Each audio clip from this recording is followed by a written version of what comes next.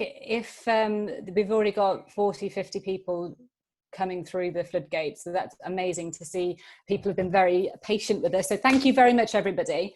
You're joining us today at Icon's Lunchtime Learning Club. Each week we run a series of sessions where we invite industry experts to come and talk about topics that we think are very, very interesting. The whole purpose of these sessions and the whole series is to give you, to stimulate conversation and ideas and enable you to network. So if you've got any questions, please do feel free to pop them in the chat function at the bottom of your screen. This is going to be recorded. We'll probably edit out the first few minutes where Alice, Tom and I were frantically panicking and trying to get Tom access. So it will be recorded and we'll share that with you roughly 24 hours after the session. And I think that's everything except for introducing Tom. Tom, thank you so much for joining us. I'm personally looking forward to this session because you've got a fantastic level of experience and you're working for a brand, Aviva, which I'm sure that everybody's been able to see either on TV, actual print, some of the design work that you and the teams are responsible for. So I'm so fascinated in hearing how you've achieved so much. So I think you'll probably be better at introducing yourself than me. So over to you. Brilliant. Well, thank you. No, it's a pleasure to be invited and to share some detail, really. So yeah, a little bit about myself. So I'm a design lead at Aviva. As you articulated there, I think everybody knows Aviva as a household name, predominantly for insurance, but we also kind of look after areas such as investment and pensions and that sort of thing. So yeah, Aviva's a huge company. Lots of kind of divisions within, and I currently nest within the design team, which is part of the product team. So I've been there now for about 4 years, just approaching 4 years. And a big part of my responsibility has been the design system. So I've kind of seen it grow over the last 3 to 4 years. And yeah, kind of felt like a good opportunity to kind of share some learning, share some sort of tips and areas to avoid or to consider, and to share that with the masses, really. So yeah, so that's me. But yeah, I'm keen to get cracking and go through the detail if that sounds good. Yeah, brilliant. Are you able to share your slides? I should be able to share my screen. And I had a sneak peek of these earlier on today, and have to say that these are, look at them, like they are absolutely beautiful. But it's so funny how many presentations you see from designers, from UX designers, etc., and you expect them to be almost like a portfolio of work, and often they're not. But this, like, I'm very, very impressed by these. Well, thank you. I'm sure you've slightly built me up for fail now, but No hopefully it lives up to the promise. But yeah, I wouldn't be doing my job half as good if they didn't look stimulating. So, right, let's get into the detail. And I mean, I'm more than happy that any questions that come in, more than happy to answer those on the fly, so do feel free to interrupt me, because once I get ahead of steam, I won't slow down. So essentially, what is a design system? So I think everybody in the industry has seen the emergence of design systems over the last, sort of 10, 15 years, in various forms, really. So, back in the day, it was more sort of brand guidelines and structural sort of rules, do's and don'ts. And that kind of moved into a digital capacity, and a system is essentially a number of elements. So we'll cover that here. So essentially, a design system is a single source of truth that is made up of 4 pillars. So we have design principles, style guides, UI library, and business and customer drivers. So those are the 4 areas that combine to make up a design system. So I think most people's kind of natural association and understanding is via a UI library or a UI kit. That's the most kind of tangible and kind of the detail that sits at the front line of any product delivery. So a lot of this detail sort of relates back to the UI library, but there's you'll see that there's detail that covers kind of principles and that kind of business and customer drivers. So moving on.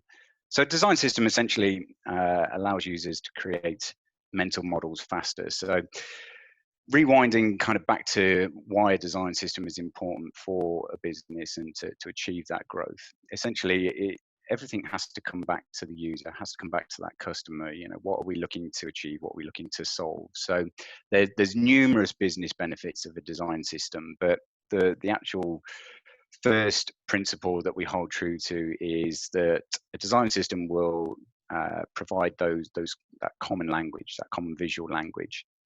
That allows users to kind of create those mental models a lot quicker, see that repetition, see that kind of familiarity, which in turn lowers that cognitive load. So when they're experiencing even new features or new products, it should feel familiar in terms of how it operates and how you actually use it.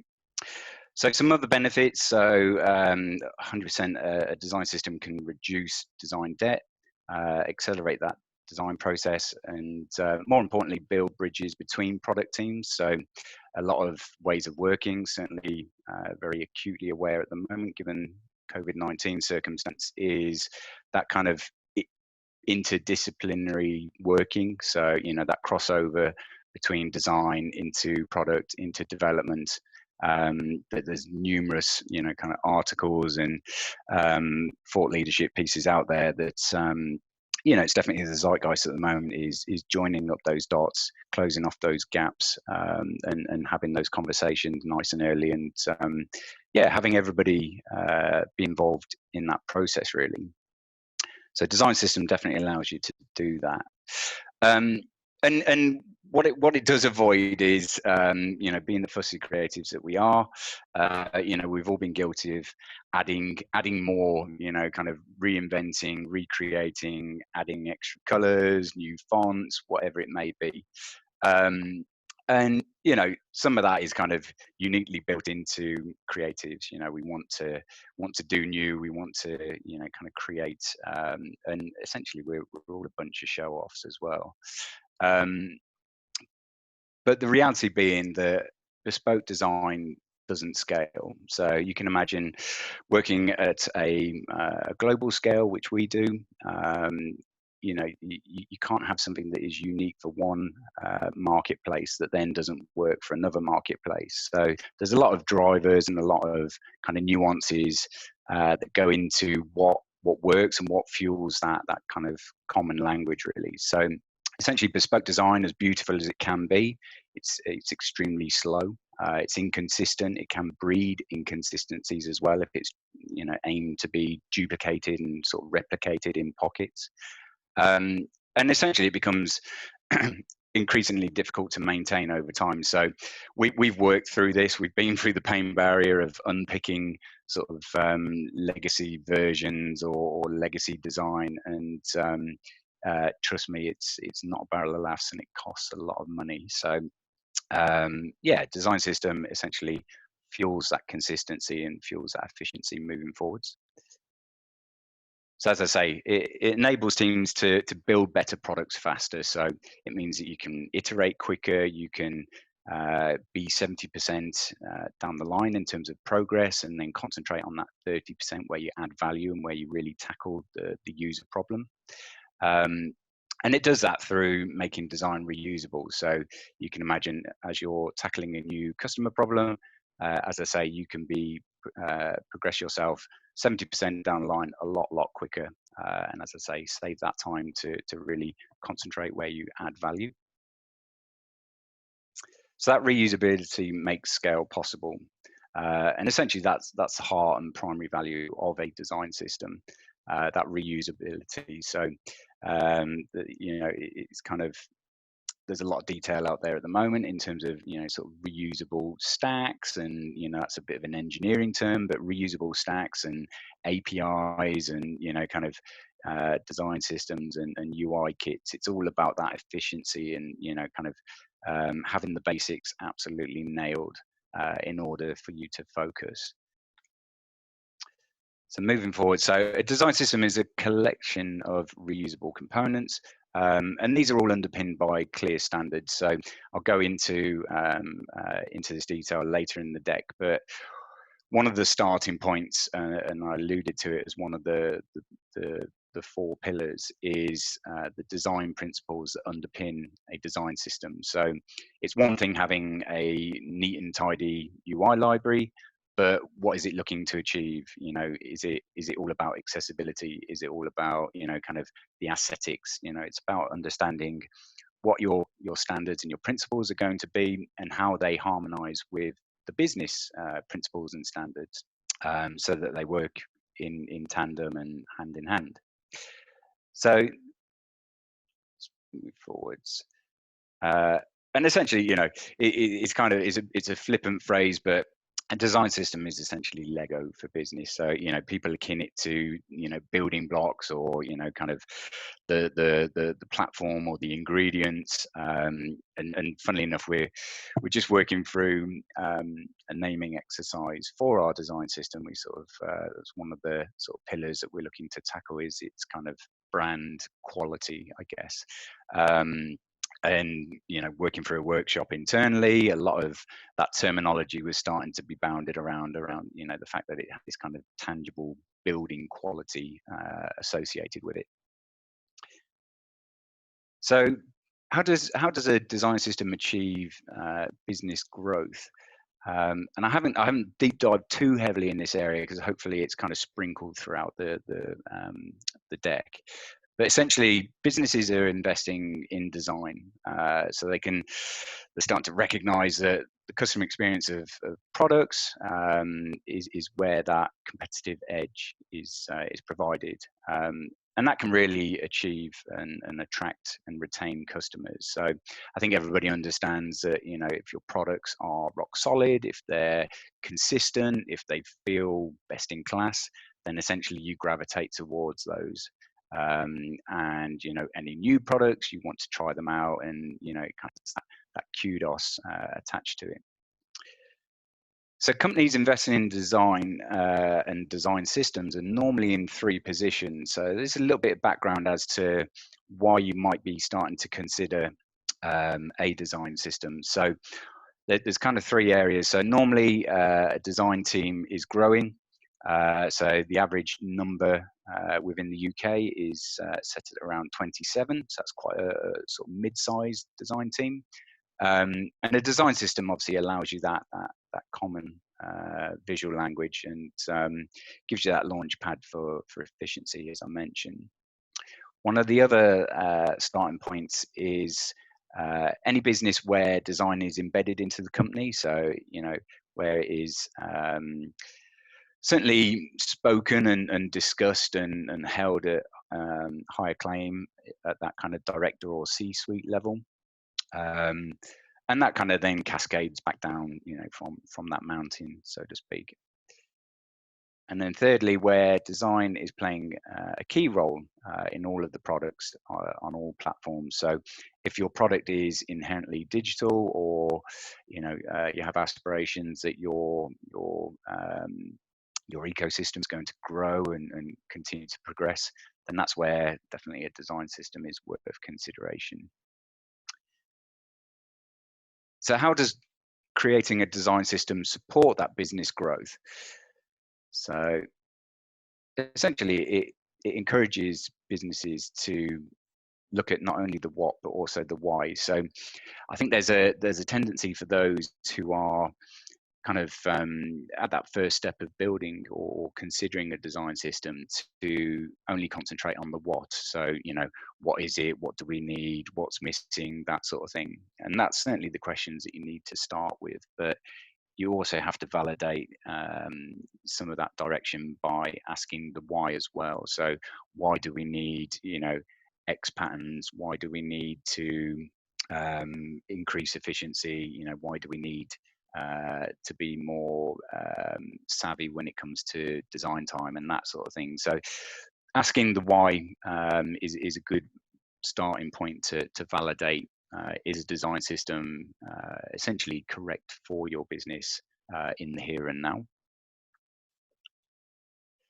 And as I say, this ultimately this helps define those design standards and that business purpose. And what you'll see is that in terms of those 4 pillars, that's essentially your guardrails, the guardrails to success. So if you can always mirror back against those standards and what that purpose is, and some of that detail is things like mission statements and, you know, kind of where the return on investment is going to be, and, you know, kind of what sensible KPIs are you going to attach to a design system. All of that is that kind of underbelly and that blueprint, aside from having a really tight UI library. So the value of a design system. So as I mentioned, a huge part of a design system is about providing that scalable design. And what we mean by that is having patterns and a common design language that unites components, you know, uses best practices, has accessibility baked in. And when you make it scalable, that's where you can traverse across different global markets. So certainly the design system for Aviva works in all of our global markets. It's scalable in terms of different languages. You know, it's robust so that you know, character lengths aren't an issue, and that cascades across all of the breakpoints. So scalable design, as I say, means that you kind of concentrate on that once, and as long as you've got that nice and rock solid, that should set you off on a really good path, so that you're not breeding inconsistencies or any of that design debt that I mentioned. So essentially, 0 time is wasted. That's the optimum. So it limits design and tech debt. So I think anybody in most businesses can relate to sort of design and tech debt. So I've alluded to that already. You know, it's less about short-term bespoke creation and more about long-term consistency, and creating that reusable footprint. And by doing that, essentially, as I say, it means that you can fast track to concentrating on those areas of delight, or, you know, the areas where you're going to actually have added value for your customer. So it means that you can design consistently. So I know I'll probably sound like a broken record in terms of that consistency, but a design system definitely, you know, kind of has that at its heart. So standardized components used consistently and repetitively to create a more predictable and easy to understand product. So I alluded to that at the start in terms of that mental model for users. You know, we're all kind of creatures of habit, and you know, it's interesting whenever a brand or a product changes certain features or functionality, it's always quite interesting to see the uproar. And if you can kind of contain some of that, you know, kind of breaking that behavioral pattern, and yeah, sort of align it to those existing mental models, and keep that cognitive load as low as possible, then you're always going to be onto a winner. So it means that you can prototype and iterate faster. So naturally, as you're working through various hypotheses, it means that you can create those prototypes or create working visuals that mean that you can validate those ideas, basically. So you can get out there in terms of guerrilla testing, or, you know, kind of side of desk testing. You know, it might even be sort of lab testing, whatever it may be, whatever your method of choice is. But it means that you can get to that stage a lot quicker, concentrate on engaging with the customer, with the user, actually understand, you know, what you're putting in front of them. Yes, it may look shiny and pretty and all the other kind of attributes that you're looking for, but if they don't know how to use it, if it's, you know, kind of yeah, if it doesn't answer their problem, then then the design is going to fail. So as I say, a design system allows you that time to get to that point a lot quicker and concentrate and focus on that as much as possible. So it will undoubtedly improve usability and accessibility. So certainly with our design system, we have accessibility baked in, and even things such as quality assurance and aspects of testing. Once we do that once, and we breed that kind of correct viewpoint, then essentially we're not duplicating any incorrections. We're safe in the knowledge that we're following our own standards. And again, it kind of builds up to working smarter, working better, and more efficiently. And Tom, you've mentioned accessibility a few times so far, and we've just had a question in, and I think it might relate to accessibility. How has the Aviva system evolved over time? Yeah, good question. So I think in terms of those standards, it was quite development driven initially, and rightly so. You know, to provide digital experiences, you need the development standards to be absolutely rock solid.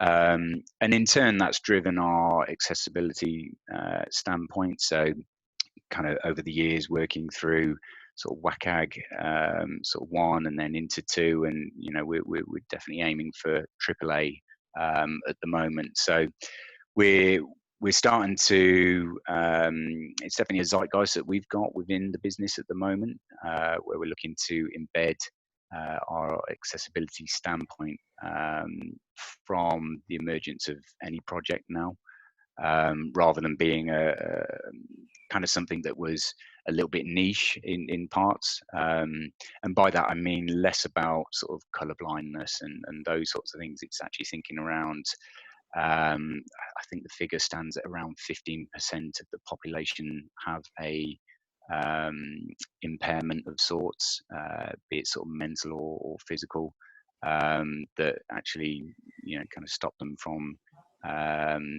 using certain products as well as they can do. So yeah, it's something that's evolved over time. Obviously there's legislation and sort of legalities that you know, the bottom line is you can be fined if you're not, you know, seen to be accessible and have the right level of accessibility. So it's been quite an evolution, but something that has greater focus on it, even more than it ever has done right now. And I imagine, yeah, that's a great response. And I imagine it's kind of amplified when you're working in global markets, right? Especially with legislation. So the brands, to keep that consistency, you need to ensure you are meeting those industry standards, but also that you're rolling it out regardless of who it applies to. So that was a great response.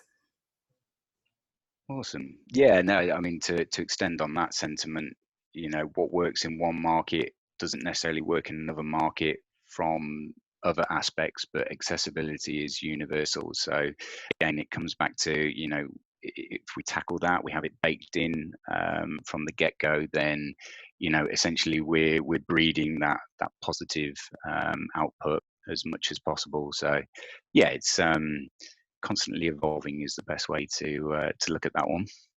Great. Awesome.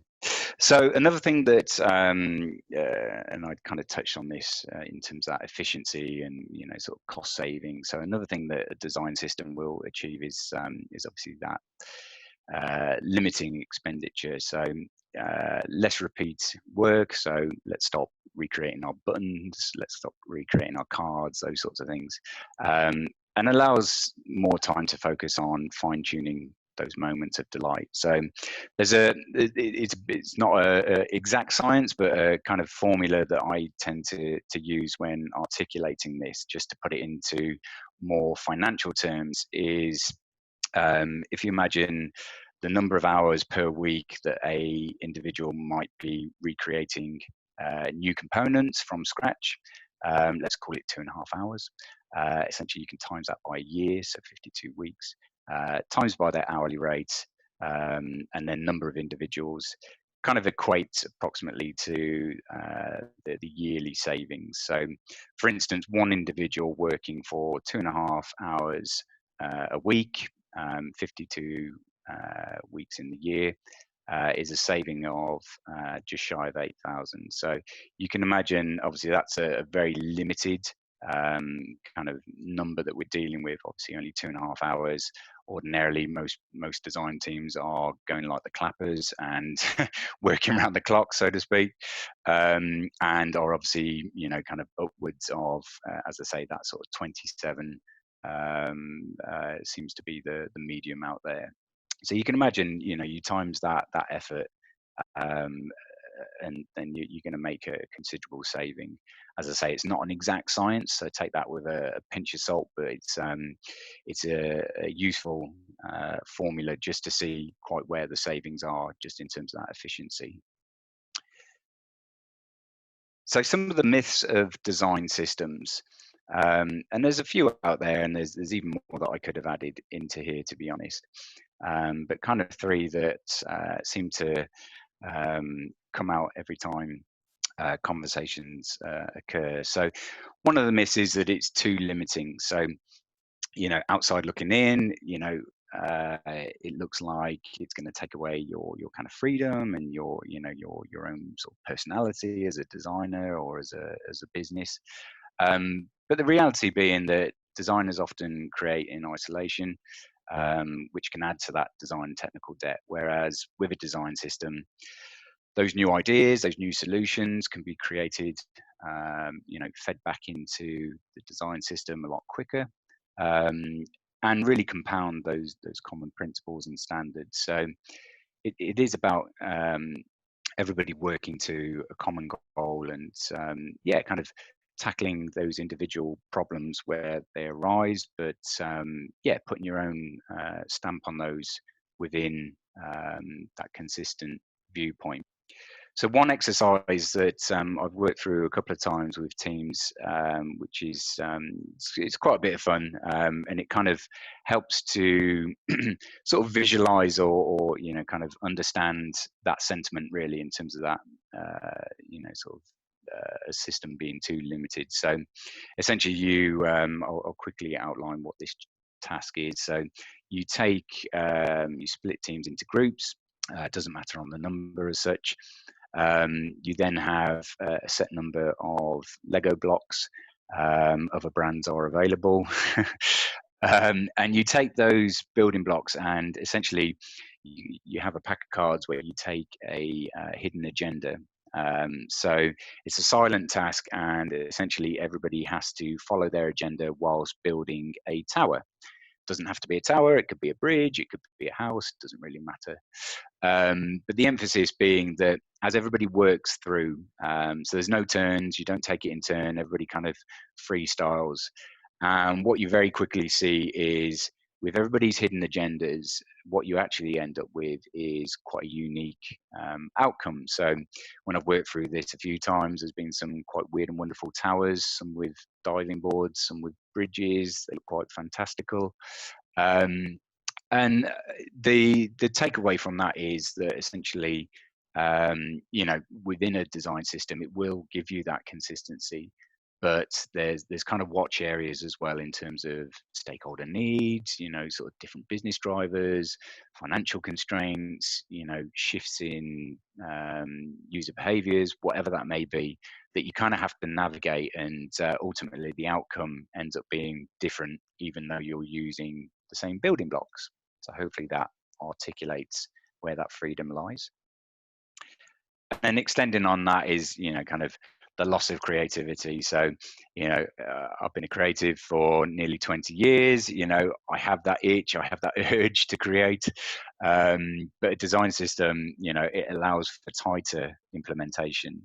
And it's kind of looking at the broader picture, really, that the design isn't yours, you're designing for users, you're designing for business needs, and being able to see that cascade across global markets or through iterations of the product life cycle, That's where that creativity and that kind of urge starts to pay off. So it's kind of viewing it in a slightly different manner than the normal kind of, I've created something, can everybody please look at it kind of mentality. It's about having that common goal, and as I say, taking the satisfaction from seeing how kind of robust it can be, for want of a better phrase.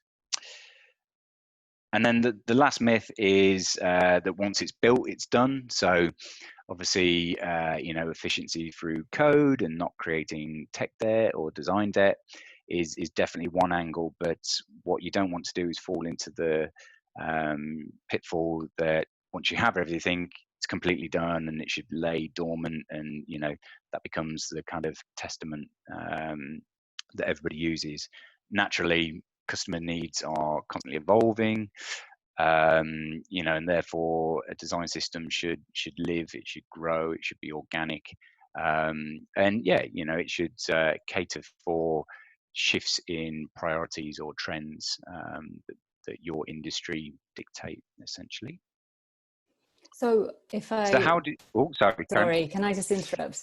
This Yeah, is of course. something that I've experienced firsthand, a little bit of pain around, I guess. So in previous businesses, we've had design systems that are absolutely fantastic, hugely useful resources. But I always found this challenge where people would, sales teams remotely would download, say, presentation decks, various pieces of collateral, and save it remotely, and then wouldn't go back to the original source. So therefore, they didn't have the last version. Have you got any recommendations on how to overcome that challenge?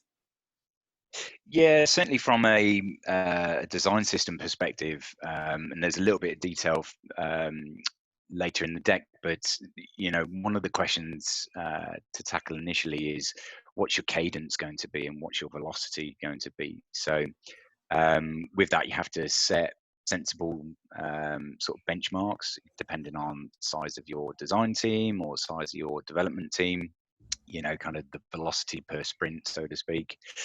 Um, but yeah, it's kind of thinking around, well, how do we release this thing?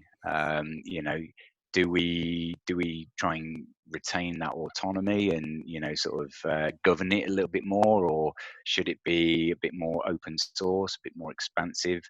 And I know certainly during the life cycle of the Aviva design system, we've kind of been modifying that every step of the way, really. So we used to only release kind of quarterly. We then found very quickly that that was too slow. It wasn't getting the best solutions for customer problems out in the wild. So we've actually increased our cadence to once a month. And in terms of that storage, so it's kind of how you choose to orchestrate that, really. So is it in a sort of DAM repository that everybody can retrieve from, or is it manually pushed? There's a lot of tools out there, such as Envision have a tool called Design System Manager that allows you to push in real time.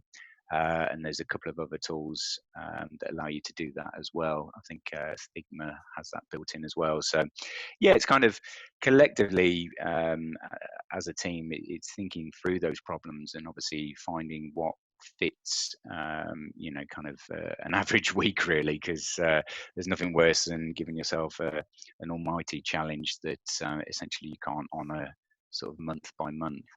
Okay, great. That touches on that one. Cool. Thank you. So no worries.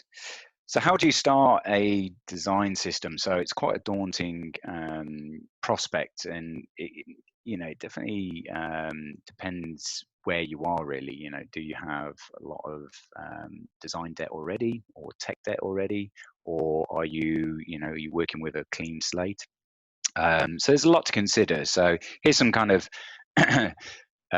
detail that I thought I'd share that hopefully allows people, to kind of see those stepping stones to getting a design system off the ground, and certainly to facilitate conversations. You can't drive it yourself. You need buy-in from from that C-suite, director level, management level, and then kind of design level as well. So first and foremost, it's a question of choosing the right team model. So there's kind of three that I've captured here. So one is a solitary model, depending on the size of your team. So one person rules it all, but essentially that one person then becomes a bottleneck in terms of knowledge, but also in terms of effort.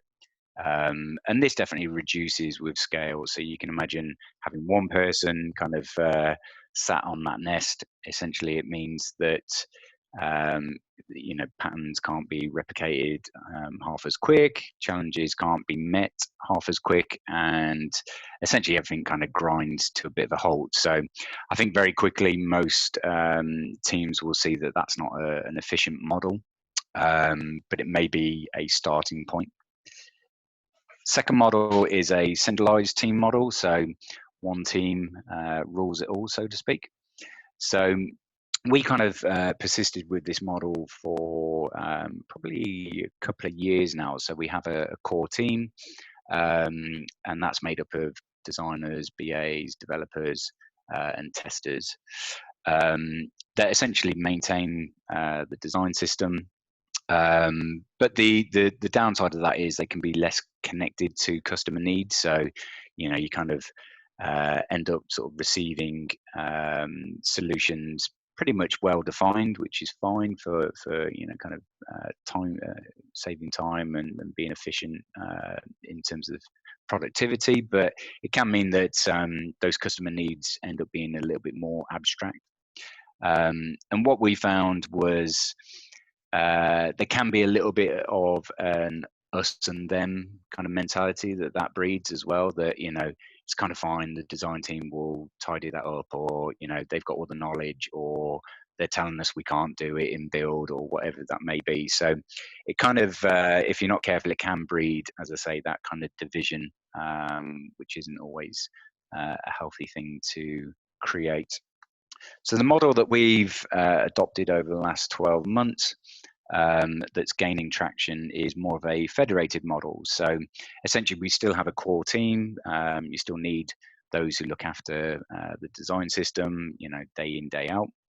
But what it means is working to a open source model, which is something that we're developing at the moment, means that design and development can occur in parallel with a project delivery. So what I mean by that is, rather than waiting for a core team to develop your component or develop your customer solution, essentially you can create that at your own speed and then check that solution back into the design system.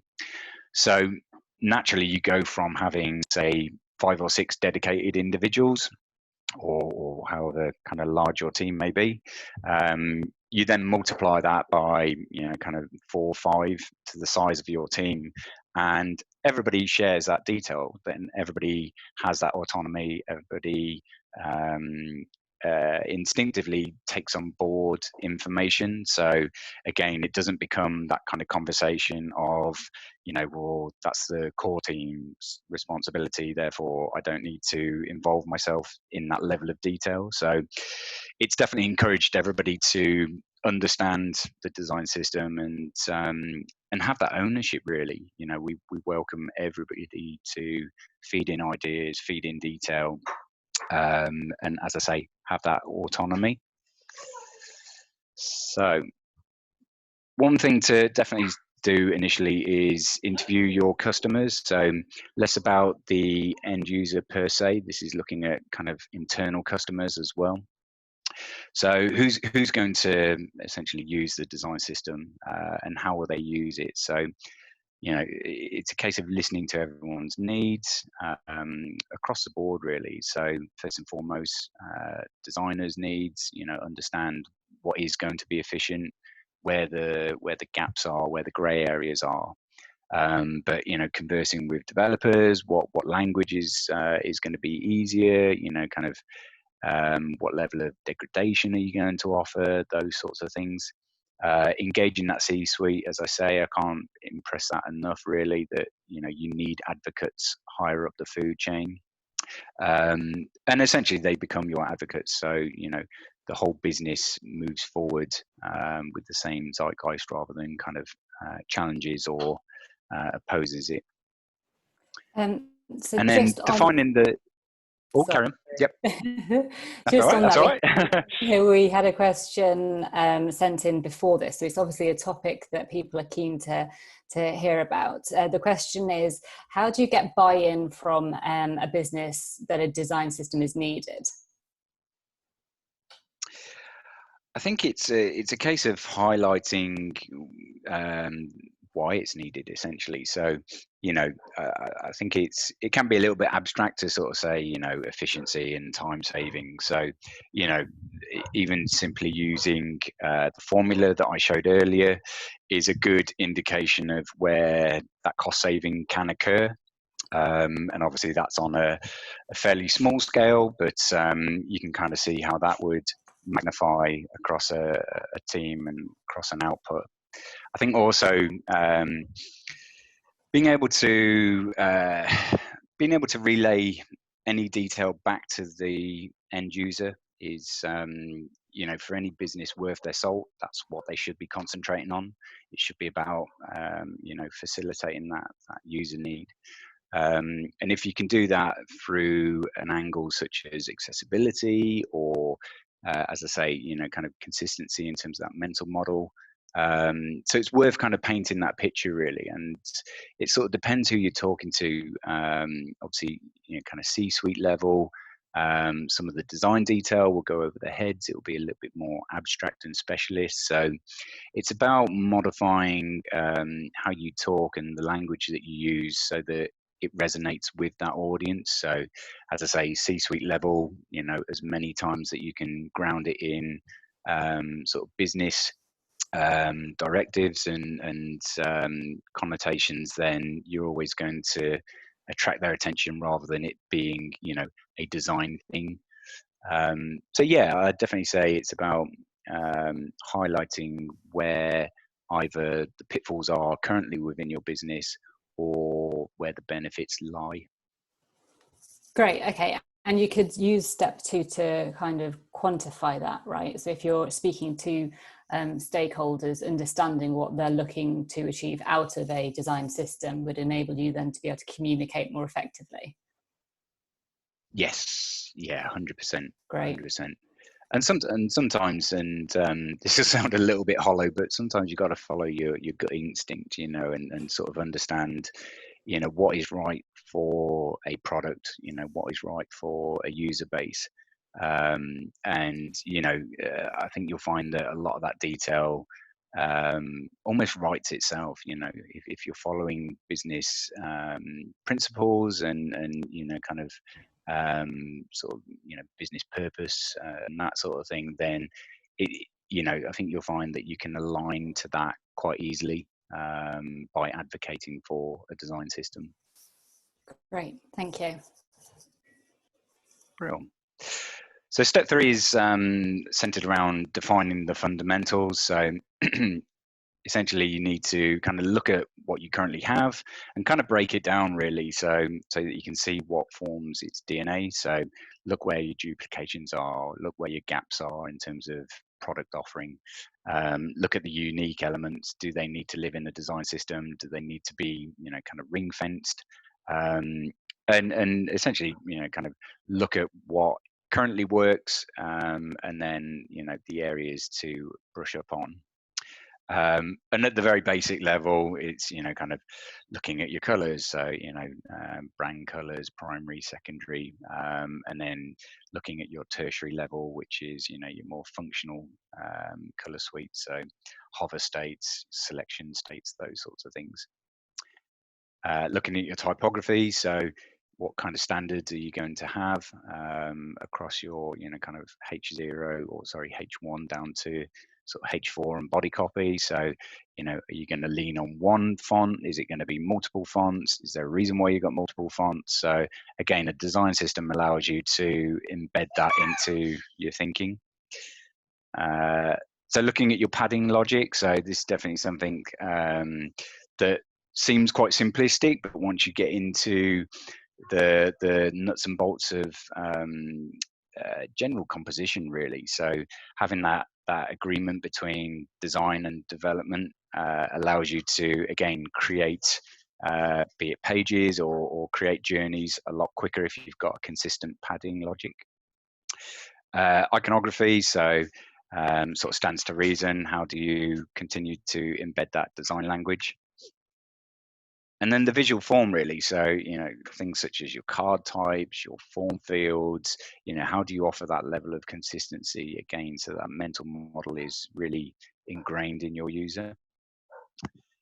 And then step 4 is a task really where you identify the enablers and the blockers. So it's quite a simple task. You do kind of, there's various methods out there, but one that I tend to use is a today and tomorrow exercise. So it's kind of thinking about where you currently are and where you want to be, and looking at today's blockers and enablers, and then looking at tomorrow's blockers and enablers. And what that allows you to do is mirror back against those guardrails that you would have set out with your principles, and kind of keep yourself on track, really. You know, are you veering off track? Are you tackling the wrong things in the wrong order? Whatever that is, but that exercise allows you to work through kind of a bit of a checklist more than anything, so you can see areas to consider every step of the way. And it's kind of worth doing that almost quarterly, just to keep yourself, as I say, nice and aligned to those principles. And then some common challenges, and I'm aware we're getting a little bit tight for time, so I'm going to speed up a little bit. So some common challenges, definitely pilot your design system. So when you've got it into a reasonable position and you want to test it with a team, you know, see if it does create that efficiency. Is it going to create confusion? Is the adoption level nice and low? So pick a pilot team, pick a pilot project, and then kind of use that as your point of validation.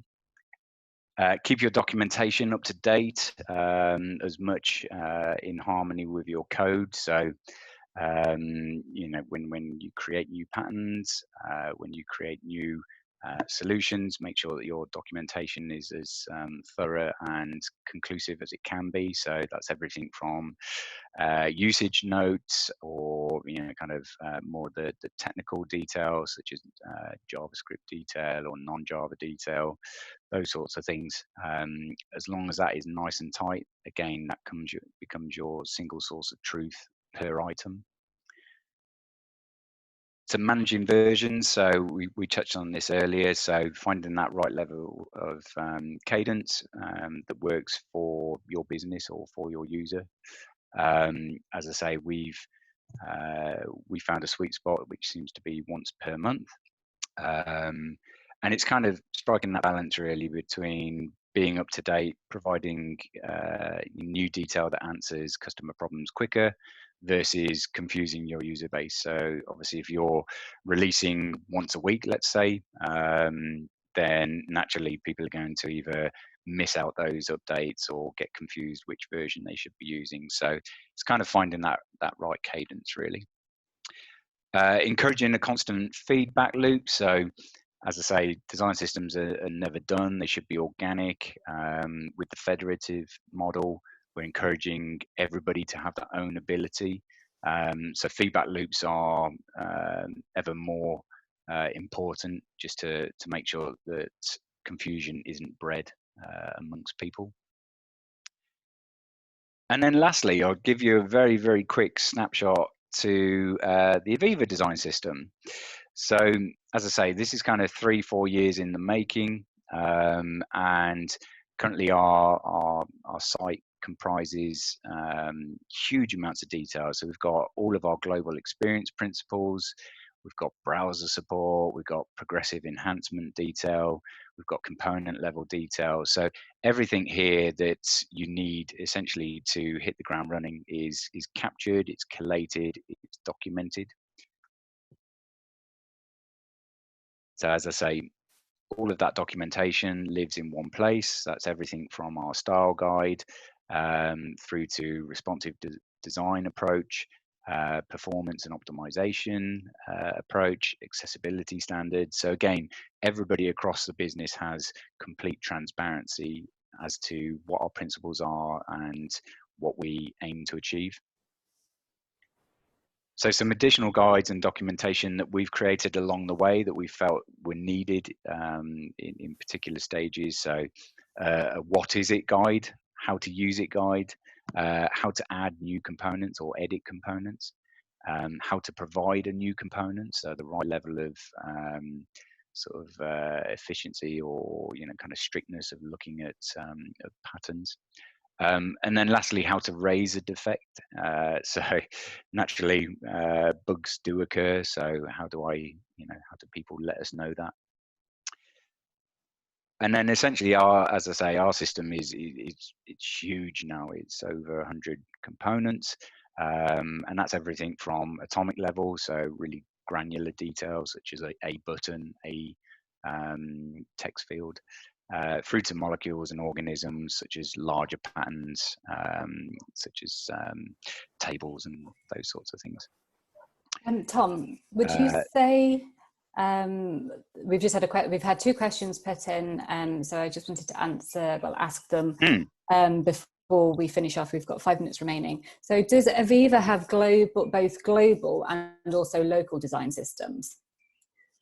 No, so our design system is completely global. So that feeds into all of our global markets, and everybody uses the same design and development standards. Great. And then in your experience, does a design system have to be done internally, or are external agencies able to do it to an equal standard? Good question. Not that you're biased. I'd say internally. Yeah. I'd say internally allows you to get to an end result quicker, because naturally you're going to live and breathe the business values, the business objectives and drivers. You'll have your user base firmly at heart as well. I think externally it can be created, but I would be wary of any kind of disconnect in that sense. So I think for me, if it were an external entity creating your design system, it's obviously about bringing them in and making them as part of your team as best you can, so that that area of ambiguity doesn't occur. But yeah, Great. bias says internal. Yeah. Okay. Thank you. So there's just a couple more slides before we hit time. So our system's split into pretty logical areas. So we've got forms, we've got layout detail, we've got navigational items, etc. We have 14 templates. So we kind of did a bit of an audit across our journeys and looked at what was going to provide the most consistent starting point for our most common journeys. And again, just kind of fast tracks people so that they can concentrate on where to add better value. And we have 2 themes that we've created. So this is something, going back to the question a second ago, we do have themes for local markets. So should they have a objective that needs, just kind of talking in simplified terms, if they need their UI to be a different color for any reason, then we have a theme that allows us to do that through code. So again, keeping that super efficient. So we cater for non-Java accessibility. So we have that all built in. And we have one of our development standards is looking at progressive enhancement. So what we mean by that is, how does a experience evolve based on circumstance? So things such as people traveling on trains and limited bandwidth and those sorts of things, how does that experience still become usable, but obviously kind of degrades down? We also have our Iconography suite. built into our design system. So again, everything from system icons up to sort of feature-based icons, we have that completely baked in and searchable, which is another nice feature. And as I mentioned, we currently have found our best cadence is once per month. So we've now made upwards of 49 releases. And per release, we have a release log. So again, this is where we communicate what's changed, what's been deprecated, what's been enhanced. So again, offering that complete visibility to everybody consuming.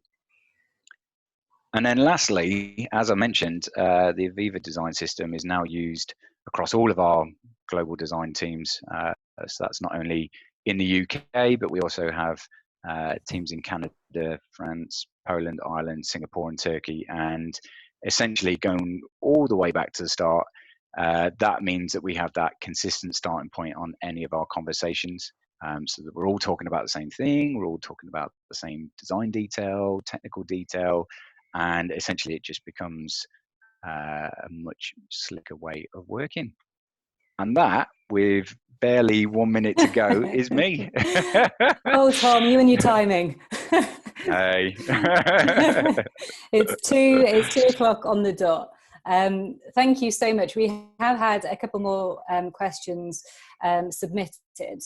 You can see Tom's email address there if you'd like to send any of those questions directly to him, or alternatively, if you've got questions around the series or how artificial intelligence can help form some of these design decisions, please submit them to marketing@iquant.com.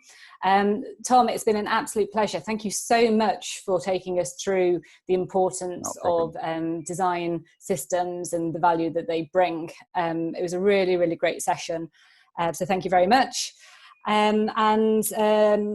Just a note for next week, we're going to miss next week because we're actually running an in-house focus group whereby we've got customers reviewing and giving feedback on some of the latest features that we've developed.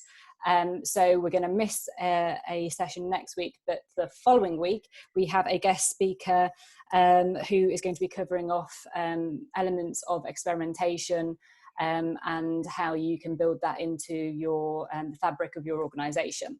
So again, thank you so much, Tom. I hope you've enjoyed yourself, and I look forward to hearing more content from you in the future. Brilliant. Thank you very much, guys. Take care. Thanks. Bye-bye.